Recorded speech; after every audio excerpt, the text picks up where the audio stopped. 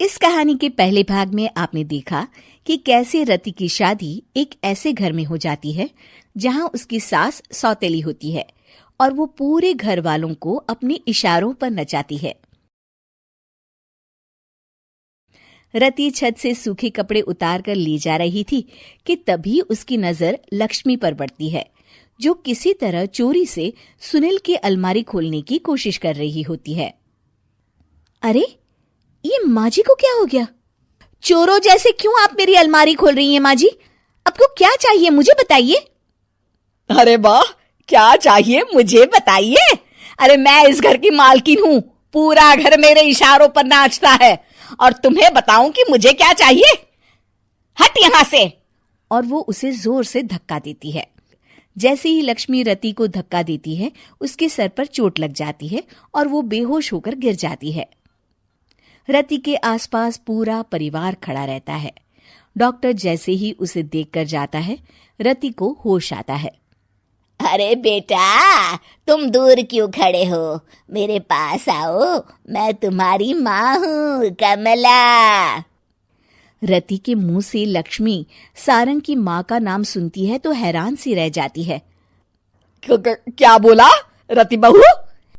चुप कर डायन, तूने मेरे पति और बेटे का हाल बेहाल कर दिया। अब तू मेरी बहू को भी गुलाम बनाना चाहती है? रुक, अभी मजा चखाती हूँ। ये कहकर जैसे उसे पकड़ने की कोशिश करती है, लक्ष्मी वहां से भाग जाती है। लक्ष्मी के जाने के बाद रति अपने ससुर और पति की तरफ देखकर मुस्कुरा देती है। दोनों समझ जाते हैं कि ये रति की चाल है। अगली सुबह लक्ष्मी का पति खाना लेकर खेत में जाने के लिए निकल ही रहा होता है कि लक्ष्मी उसे रोक देती है। अरे कहाँ चल दिए खाना लेकर? आज घर का काम कौन करेगा? तभी पीछे से रति आ जाती है और जोर से चिल्लाती है। कौन इनको काम पर जाने से रोक रहा है? मैं अभी उसे मजा चखाती हूँ। जैसे ही रति लक्ष्मी की तरफ बढ़ती है, लक्ष्मी घबरा जाती है। मैं तो मजाक कर रही थी बहन। आखिर मैं कौन होती हूँ रोकने वाली? मैं तो बस ये पूछ रही थी कि घर का काम कौन करेगा? कौन क्या? तू करेगी। चल उठा झाड़ू और शुरू हो जा। लक्ष्मी पूरे घर में झाड़ू पोछा लगा रही होती है कि अचानक सामने सारंग खड़ा हो जाता है। अच्छा माँ, मैं काम पर जा रहा हूँ।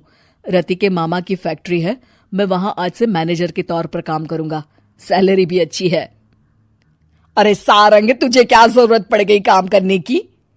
और बेटा, तू बाहर काम करेगा तो इस बड़े से घर को मैं कैसे संभालूंगी? अभी तो पूरा काम बाकी पड़ा है।